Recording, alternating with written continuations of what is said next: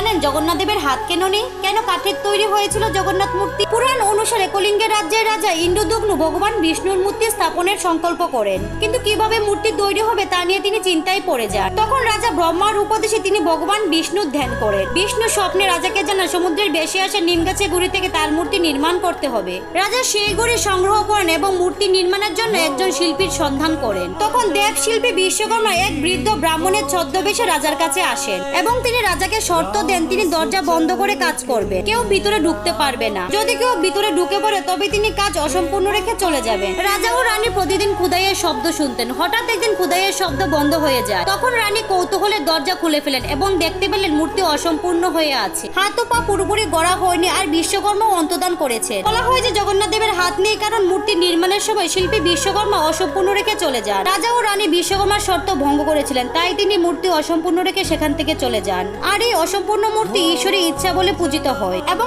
আজও পুরীর মন্দিরে এই রূপে জগন্নাথ, বলরাম ও সুভদ্রা দেবীর পূজিত হয়। জগন্নাথ দেবের ভক্তরা কমেন্টে জয় জগন্নাথ লিখতে ভুলবেন না।